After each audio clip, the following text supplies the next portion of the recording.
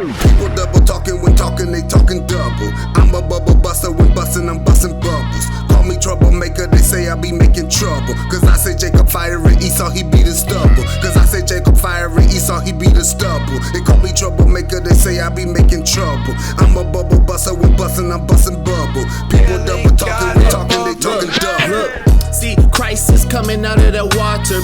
The brain slaughter on any Israelite joined to the other nations, sons or daughters. Now that's karma. How you finding beauty in Mr. Lara? We the salt of the earth, you won't tartar. Wow. Look, my people better wake up. When Christ come back, burning flesh, no makeup. People got problems. We fell from high like autumn. And Christ is born in the springtime. Thought I mentioned that in the meantime. Christ is black like the crayon. Cherry is glowing brighter than neon. Ranting, there I go. It make no sense like Christ born in the snow.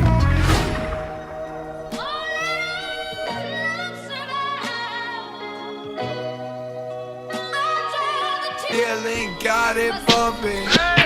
I hate when Israelites say no Christ. Or when they know not to but still pay tithes. They be like all camps need to unite, but they be out screwing little girls, alright. I hate when Hebrews be wearing them folk tassels. The Amalekites still got you but dazzled. How you let the devil come and join your camp? Scared to tell a sister to dump the tramp. Why my people hate when truth exposed? Don't wanna change their dates or they Molech clothes. 4 wives, no job to vouch. New age pimpin', what that's about. Hating on the camp that be doing the work. You on the corner 10 years, still looking berserk. You can talk about me crazy, say I ain't saying nothing but me and Still got it bumping.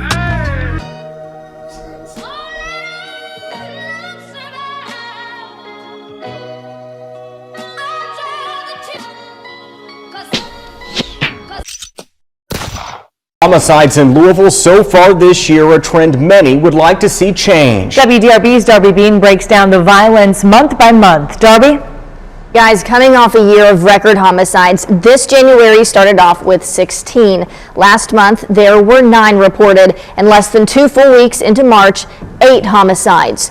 This amount of lives lost is similar to the same time last year. I done closed the grocery store. I need some milk. Yeah. And you know what happened? I needed some milk. Yeah, it didn't happen right here.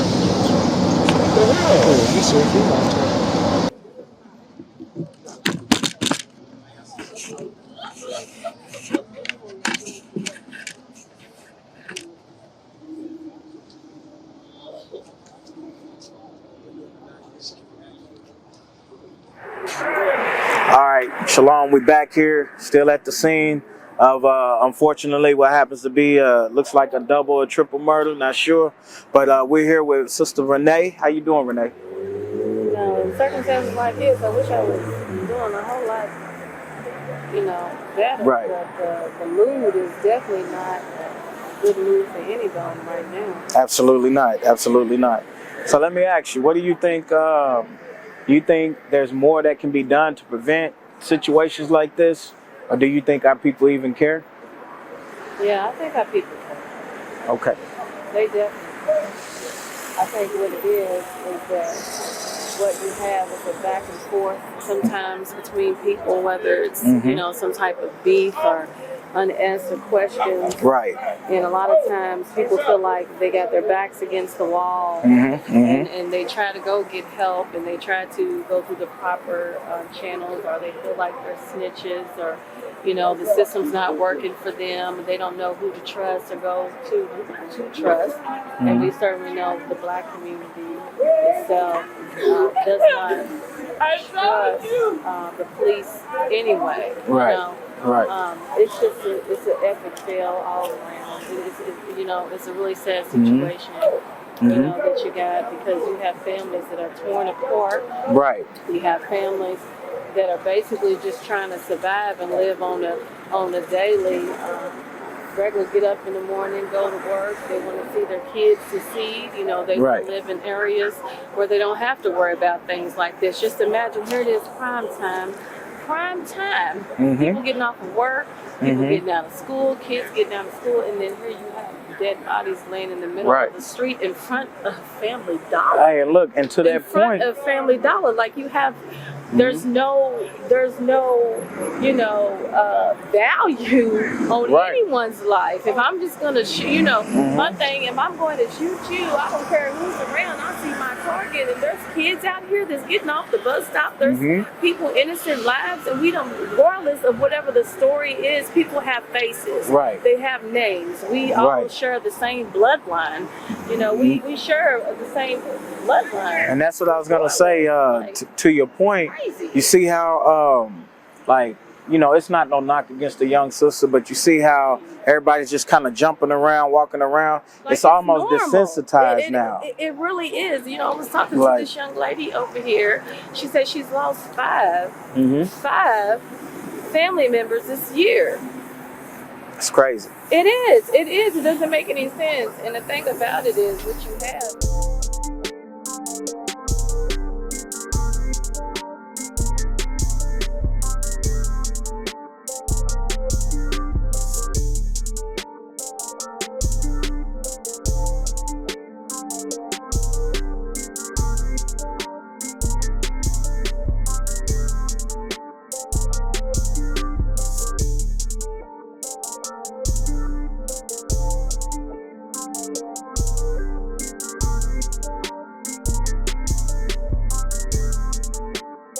Hey, Most High Christ bless.